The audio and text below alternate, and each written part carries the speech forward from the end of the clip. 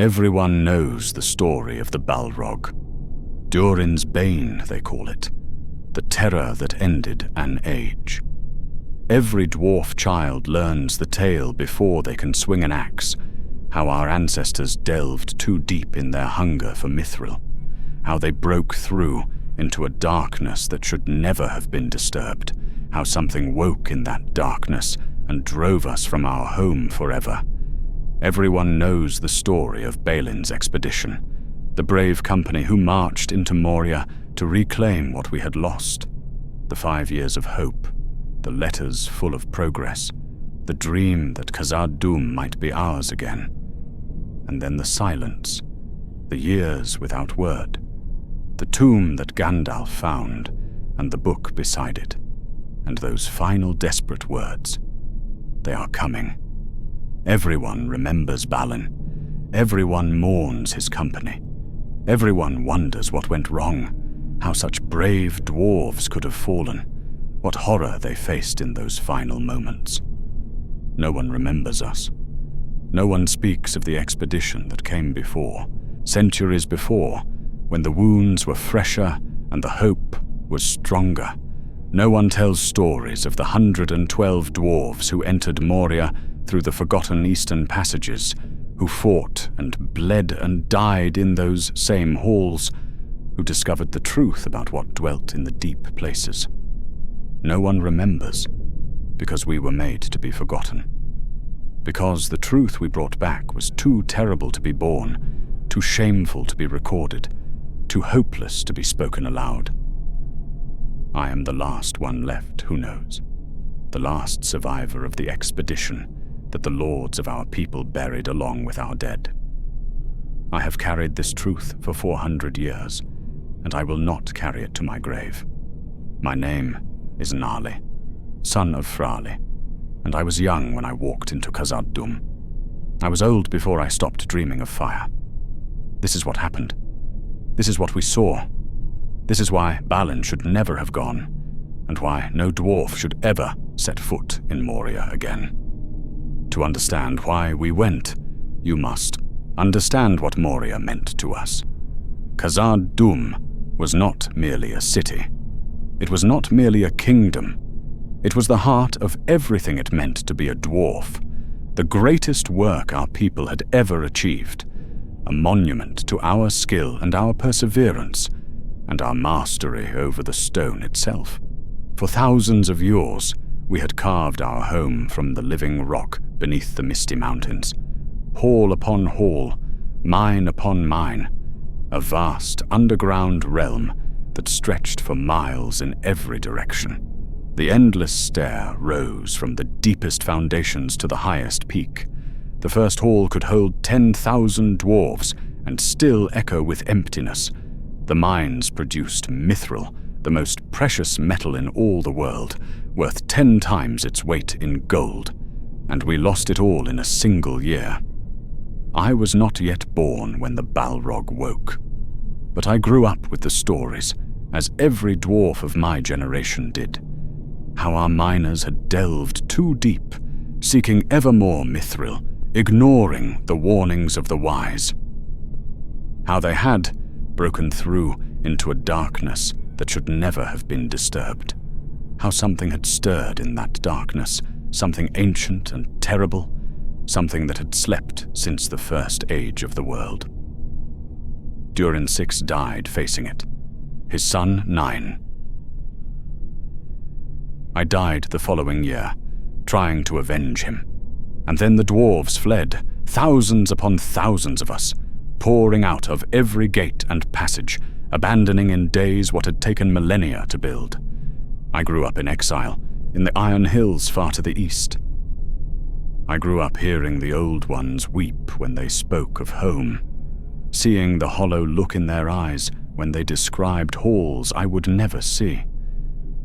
I grew up with the knowledge that somewhere to the west, our greatest kingdom lay in darkness, occupied by orcs, ruled by shadow. And I grew up believing, as all young dwarves believed, that someday we would take it back. The expedition was my father's idea. He was a scholar, not a warrior, a keeper of old maps and older secrets. He had spent his life studying the archives, piecing together everything we knew about Khazad-dûm before the fall, and he had found something that gave him hope. The eastern passages. Everyone knew the main gates, the great doors that opened onto the Dimril Dale, where our people had fought and died in the war of the orcs.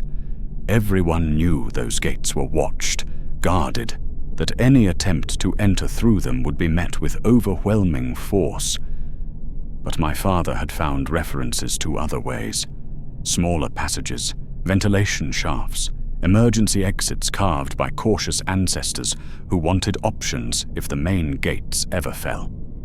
Some had been sealed, some had collapsed, but some, according to his research, might still be passable. His plan was not reconquest. He was not foolish enough to believe that 100 dwarves could drive out the orcs and slay the Balrog. His plan was reconnaissance. Enter quietly, move carefully, assess the situation. Learn how many orcs occupied the halls, where they were, concentrated, what condition the kingdom was in, and most importantly, learn whether the Balrog still stirred, or whether it had returned to its ancient sleep. Information, he argued. That was what we needed. With proper intelligence, a true army of reclamation could be planned. Without it, any attempt would be marching blind into darkness. The lords listened, they debated, and in the end they gave their approval, along with enough gold to outfit an expedition and enough dwarves willing to risk the journey. 112 of us assembled in the Iron Hills in the autumn of my 32nd year. Warriors and miners, scholars and craftsmen. My father led us, his maps and his dream driving us westward toward the mountains that had once been home. I was young, strong, burning with the same desire that burned in all of us.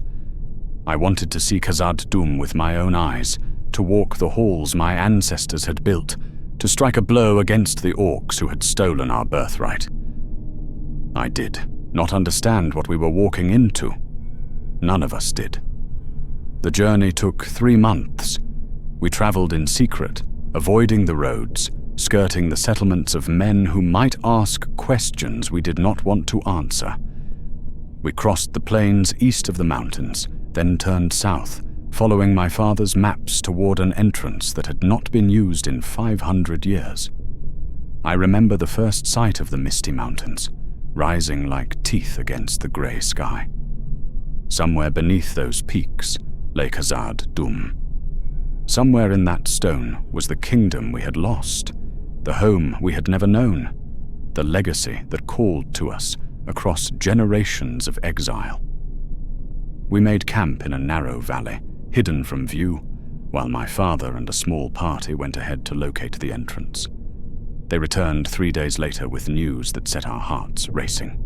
The passage was there, partially collapsed, choked with rubble, but passable. With a week's work, we could clear enough stone to enter. We worked in shifts, day and night, moving rock with a quiet efficiency born of desperation. No fires, no loud noises, nothing that might alert any watchers on the peaks above. Just the steady rhythm of picks and shovels, the whispered encouragement of dwarves who could taste their heritage on the wind. On the 7th day, we broke through. The air that flowed from that dark passage was stale, ancient, carrying the scent of dust and abandonment. But beneath it, I caught something else. Something that made my stomach tighten with unease. Smoke. Faint but unmistakable. The smell of fires burning somewhere in the deep. We were not entering an empty kingdom. We were entering an occupied one. The first day inside, we saw no orcs. The passage my father had found led through older sections of the kingdom, areas that had been abandoned even before the fall. Storerooms and guard posts, ventilation tunnels and drainage channels. Not the great halls we had heard about in stories, but the bones of a working civilization, the infrastructure that had kept Khazad-dûm alive. We moved slowly, carefully, our lanterns dimmed to the faintest glow. Every sound echoed in the darkness, every footstep seeming impossibly loud. We spoke in hand signals, communicated in gestures, became ghosts drifting through the stone. And we saw what 500 years of neglect had done. Collapses everywhere. Passages blocked by rubble. Chambers flooded by underground streams that had shifted when no one was there to manage them. The precision engineering that had characterized dwarf construction was failing, slowly but surely, the weight of the mountain pressing down on works that were no longer maintained. It broke my heart to see it. Even these minor passages, these utilitarian tunnels, had been built with a craftsmanship that made our best modern work look crude. And now they were crumbling, falling apart, returning to the raw stone from which they had been carved. My father recorded everything. He had brought journals, dozens of them, and he filled page after page with observations. The state of the stonework, the direction of water flow, the structural integrity of load-bearing walls. He was building a picture of Khazad-dûm's condition, and the picture was not encouraging. "Even if we drive out the orcs," he said quietly on that first night, as we huddled in a sealed chamber with guards posted at every entrance. "Even if we somehow slay the Balrog, repairing this damage would take generations, centuries. But it could be done," I said. He looked at me with eyes that held both love and something sadder. "Perhaps," he said. "Perhaps." On the third day, we found evidence of the orcs. Refuse first. Piles of bones and rotting food, the leavings of creatures who had no concept of cleanliness or order.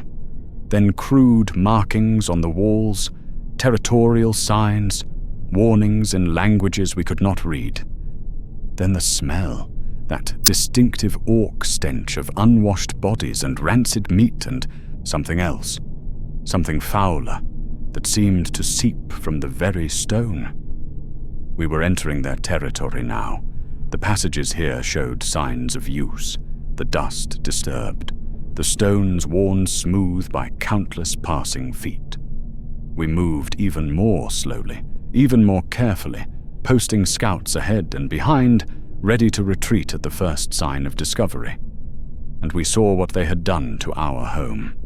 The orcs had not simply occupied Khazad-dûm, they had changed it. They had torn down walls and built crude new ones, blocked passages and opened others, transformed the logical layout of our ancestors into a maze that suited their own incomprehensible purposes. They had built over our works, crude structures of wood and hide, lean-tos and hovels, erected in the great chambers as if the orcs could not comprehend the spaces they had inherited. They had covered our carvings with their own scratched obscenities, had defaced the statues of our kings, had fouled the fountains and forges that had once been the pride of our people. And they had been doing it for 500 years. This was not a recent occupation.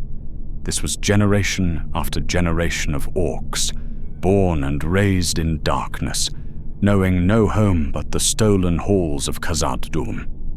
They had settled. They had made this place their own. I saw an orc child once, just a glimpse, a small twisted figure scurrying through a distant passage. It was born here, I realized. Born in these halls that my ancestors had built, knowing nothing of the world above, knowing nothing of the people who had carved this kingdom from the living rock. To that child, Khazad-dûm was home. As much as it was mine, the thought disturbed me in ways I could not articulate. I had expected to feel only hatred for the orcs, only righteous fury at the thieves who had stolen our legacy. I had not expected this strange, uncomfortable recognition that they, too, had generations invested in these halls. It did not make me hate them less, but it made the situation feel more hopeless. We descended deeper. My father wanted to see the great halls, the famous chambers that had made Khazad-dûm the wonder of the dwarf kingdoms. The first hall, the Chamber of Records, the great mines where mithril had been pulled from the earth in quantities that seemed impossible, and the deep places, the lowest levels where the miners had delved too greedily, where the Balrog had been disturbed from its ancient sleep. We needed to know if it was still there, still awake, still a threat that would destroy any hope of reclamation. The orc presence grew thicker as we descended. We heard them constantly now, the distant echoes of their voices, the clatter of their crude industries, the occasional scream that might have been conflict or might have been something worse. We moved through hidden passages, through ventilation shafts, through spaces too small for most orcs to navigate, our dwarf stature an advantage for once. And then we reached the first hall. I will never forget that sight. The chamber was vast, impossibly vast, a cavern so large that our lanterns could not reach its ceiling or its far walls. Pillars rose like petrified trees, carved with the faces of ancient kings, supporting a roof that vanished into darkness above, and it was full of orcs, thousands of them, perhaps tens of thousands. A city of filth and crude construction sprawling across the floor of that magnificent hall, campfires burning, forges smoking, the accumulated population of 5 centuries crammed into a space that had once hosted the ceremonies of dwarf kings. We watched from a high passage, hidden in shadows, and we counted. My father's quill scratched against parchment as he recorded what we saw. The numbers, the organization, the tribal markings that suggested multiple clans, multiple hierarchies, a complex society that had evolved in the darkness. "There are too many," someone whispered. "Even if all the dwarf kingdoms united, we could not field an army to match these numbers." My father did not reply. He simply kept writing, his face grim, his hands steady despite what his eyes were seeing. We had found what we came for. We had assessed the orc occupation, and the assessment was devastating. But we had not yet found the Balrog. We should have left then. We had enough information. More than enough. The orc numbers alone made reclamation impossible without an army larger than any the dwarves could muster. We could have retreated through the passages we had mapped, returned to the Iron Hills, delivered our report. But my father wanted to know about the deep places. He wanted to understand whether the Balrog still lurked below, or whether it had departed, or died, or returned to whatever sleep it had been roused from. He wanted complete information, a full picture, everything the Lords would need to make a decision about Khazad-dûm's future. And so we descended further. The character of the halls changed as we went deeper. The orc presence faded, replaced by something else. Emptiness, abandonment. A sense that even the orcs, with all their numbers and all their centuries of habitation, would not venture into these depths. We began to see the sealed doors, great stone barriers, dwarf work, erected in passages that led down and down into the roots of the mountains. Some had been there since before the fall, ancient precautions against dangers that our ancestors had known lurked below. Others were newer, cruder, built by orcs who had learned through bitter experience that some places were not meant to be entered. "They fear something," my father said, examining one of the orc-built barriers. "They have walled off the deep places, sealed themselves away from whatever is down there." "Then perhaps we should do the same," I said. "We have seen enough. We know the orcs are too numerous to displace. What more do we need?" My father shook his head. We need to know if it still lives. If the Balrog is dead or departed, then perhaps, someday, with enough force and enough time, the orcs could be driven out. But if it still dwells below, he did not finish the sentence. He did not need to. If the Balrog still lived, then Khazad-dûm was lost forever. No army, however large, could stand against a demon of the ancient world. No force of arms could reclaim a kingdom that harbored such a creature in its depths. We had to know. We found a passage the orcs had missed, a ventilation shaft, narrow and treacherous, descending at a steep angle into the darkness below. It had been partially collapsed, which was likely why the orcs had not sealed it. They had probably assumed it was impassable. They were wrong. 20 of us went down. The rest remained above, guarding our escape route, ready to provide support if we needed it. My father led the descent, his lantern casting wild shadows on the cramped stone walls, his breath echoing in the confined space. The temperature dropped as we descended. This surprised me. I had expected heat, had expected some sign of the fires that had consumed our ancestors. Instead, the air grew cold, damp, carrying the smell of stagnant water and ancient stone. We emerged in a hall I didn't recognize from any map or story. A natural cavern, mostly, with dwarf work additions, mining equipment, corroded and abandoned, scaffolding that had collapsed centuries ago, and everywhere, the marks of fire. Scorch marks on the walls, melted stone on the floor, the remains of dwarves, skeletons in armor, still lying where they had fallen 500 years before. This was where it had happened. This was where the miners had broken through, where they had disturbed the ancient sleeper, where Durin the Sixth had died facing a horror beyond his understanding. We moved through the carnage in silence, our lanterns illuminating death after death. These were our ancestors, our kin, dwarves who had never been recovered because no one had dared return to recover them. They had lain here for 5 centuries, alone in the dark, their sacrifice unremembered, their courage unhonored. My father wept. I had never seen him weep before, not once in all my years. But he wept now, tears running down his face into his beard, his shoulders shaking with grief that had been passed down through generations. We should not have come, he said. We should not have disturbed them. But we had come, and we could not leave without finishing what we had started. We found the breach, a hole in the wall of the deepest mine, a ragged opening that led into darkness, so absolute our lanterns could not penetrate it. The edges of the stone were melted, fused into glass by heat beyond anything a forge could produce. This was where it had emerged. This was the door the miners had opened. We stood before that darkness, 20 dwarves with 20 lanterns, and we felt something that made every instinct scream at us to run. The air was wrong, heavy, thick, hard to breathe, as if the darkness itself was pressing against us, pushing us back, warning us not to come closer.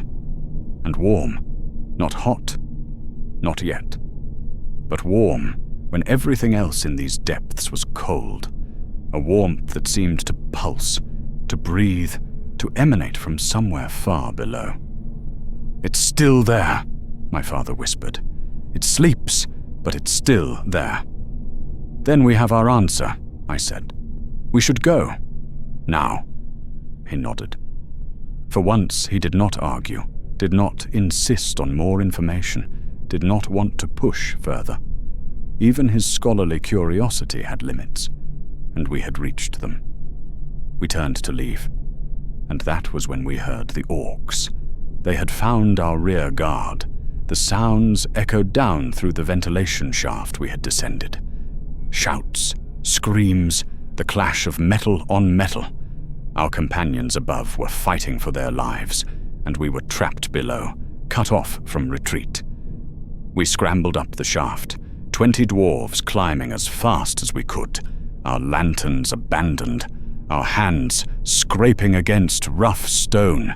The sounds of battle grew louder as we ascended, closer, more desperate. We emerged into chaos. The orcs had found us in force. Dozens of them, maybe 100, pouring into the chamber where our rear guard had been stationed. Our companions were fighting in a tight formation, shields locked, axes swinging, but they were being pushed back, overwhelmed by sheer numbers. We hit the orcs from behind. 20 dwarves, fresh from the depths, full of fury and fear, crashing into the enemy's flank. For a moment, we turned the tide. For a moment, it seemed like we might break through, might escape, might fight our way to freedom. Then more orcs arrived, and more, and more. They came from everywhere, from passages we had thought empty, from chambers we had believed abandoned. The alarm had spread. Every orc in Khazad-dûm knew we were here now, and they were coming to destroy us. We fought. By the stone, we fought. Dwarves against orcs, axes and hammers against crude swords and spears. We made them pay for every inch, killed 5 of them for every one of us who fell. The floor grew slick with blood, the air thick with screams and the stench of death. And we were winning. The orcs were many, but they were disorganized, undisciplined, attacking in waves that we could weather and repel. Our formation held, our weapons bit deep.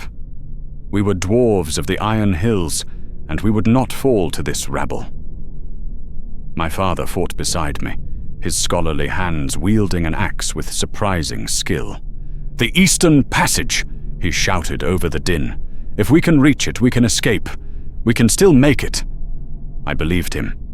In that moment, surrounded by dead orcs, feeling the tide of battle turning in our favor, I truly believed we were going to survive. Then the orcs stopped fighting. I did not understand at first. One moment they were pressing against us, a tide of snarling faces and jagged weapons. The next they were pulling back, disengaging, their aggression replaced by something I had never seen in orc faces before. Fear. They were afraid, terrified. Some of them dropped their weapons and ran. Others stood frozen, their eyes fixed not on us, but on something behind us, something in the depths, something that was coming.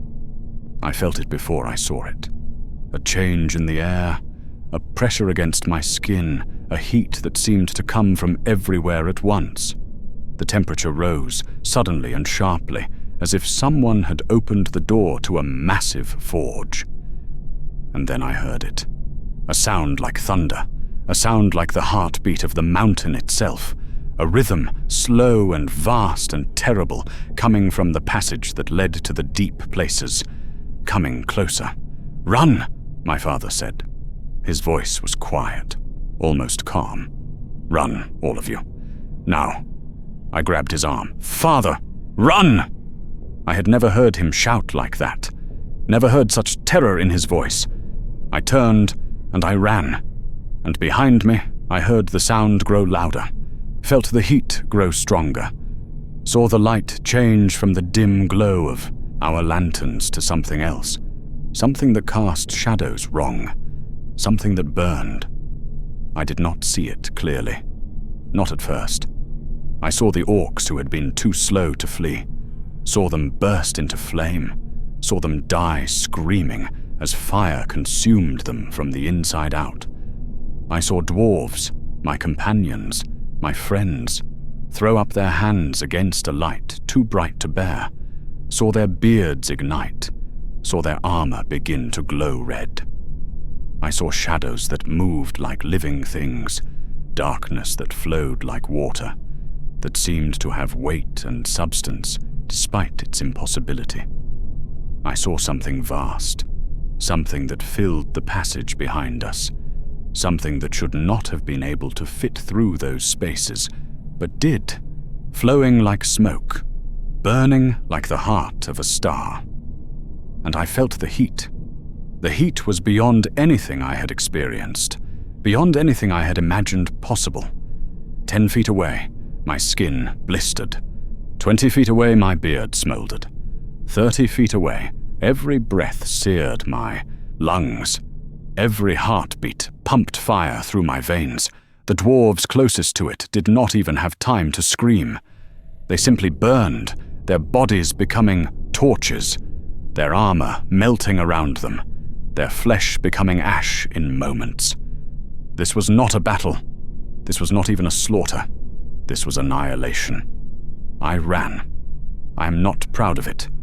I had sworn oaths to my companions, had promised to stand beside them in life and death, had believed myself brave and loyal and true.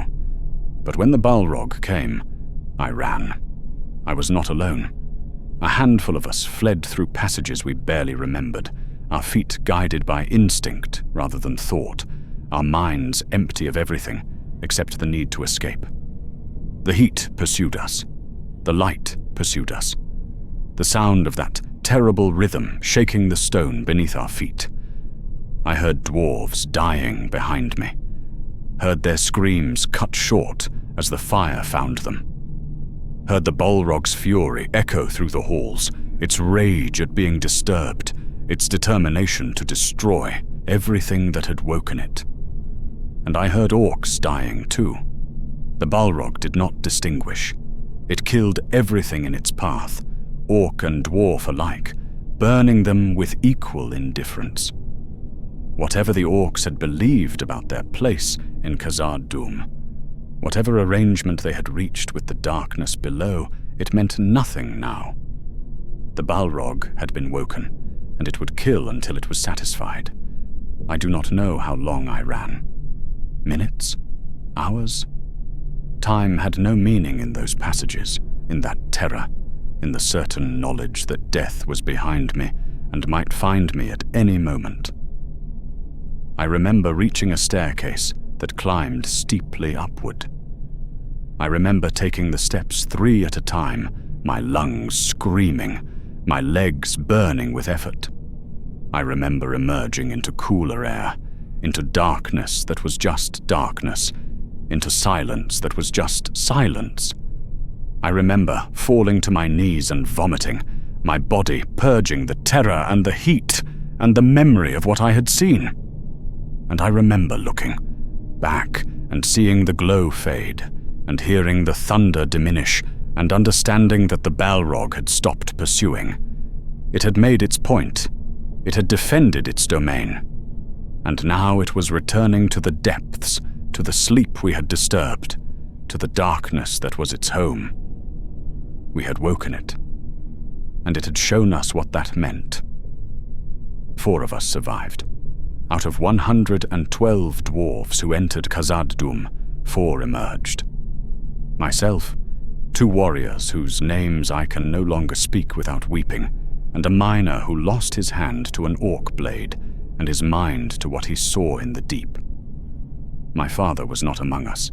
I did not see him die.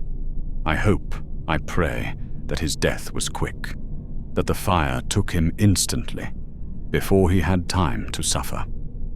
But I do not know. I will never know. We stumbled out of the mountains 3 days later, half dead from exhaustion and thirst and wounds we hadn't had time to treat. A patrol from the Iron Hills found us on the road, took us in, carried us home, and we told them what we had seen. They did not want to hear it. I understand now why they reacted as they did.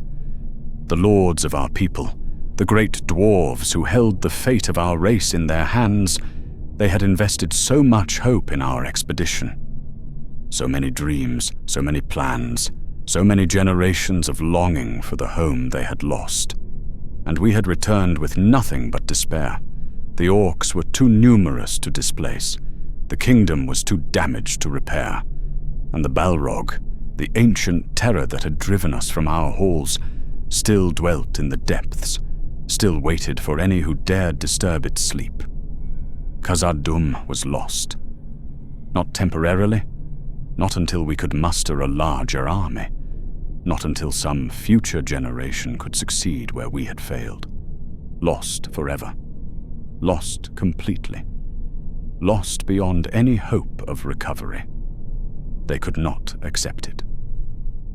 I told them everything, described the Orc city in the first hall, the thousands upon thousands of enemies we would have to fight, described the sealed passages, the barriers the Orcs themselves had built to keep the Balrog contained, described the heat, the fire, the shadows that moved wrong, the deaths of 98 dwarves who had done nothing wrong except seek to understand what had happened to their home.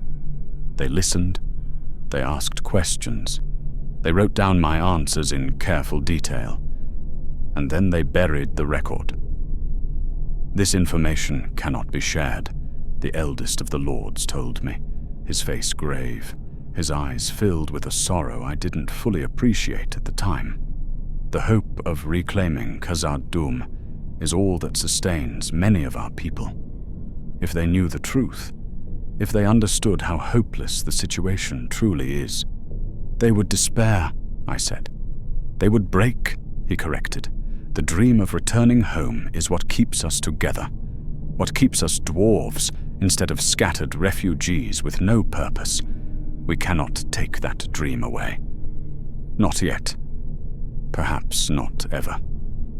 I wanted to argue, wanted to rage against the injustice of it, the stupidity of hiding truth to preserve comfortable lies. But I was young and exhausted, and still seeing the fire every time I closed my eyes. I said nothing. I let them bury the record. I let them swear me to silence. And I have kept that silence for 400 years, until Balin. When I heard that Balin was planning an expedition to Moria, I went to him. I was old by then, ancient by the standards of most dwarves, a relic of an age that most had forgotten. But I remembered. I remembered everything. I told him what I had seen. Told him about the orcs, the Balrog, the 108 dwarves who had died in those halls. I begged him not to go. Begged him to learn from our failure. Begged him to understand that Khazad-dûm would kill him as surely as it had killed my father. He listened politely. He thanked me for my concern. And then he went anyway. The Balrog has not been seen in centuries, he said. Perhaps it has died. Perhaps it has departed. Your expedition may have wounded it, driven it deeper. Things change, old one. The situation may not be as hopeless as you believe. I told him the Balrog couldn't be wounded, could not be killed, could not be driven away by anything dwarves could muster. I told him about the heat, the fire, the way it had annihilated 98 of us in minutes. He smiled at me, gently, the way you smile at an elderly relative who has grown confused in their old age.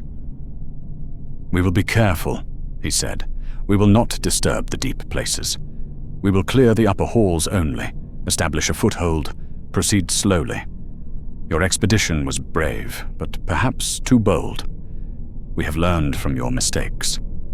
He had learned nothing. He had not even believed me. 400 years of silence had done its work. The record was buried, the truth was forgotten, and my warnings were dismissed as the ramblings of a traumatized old dwarf who had never recovered from a failed expedition in his youth. Balin went to Moria. He established his colony.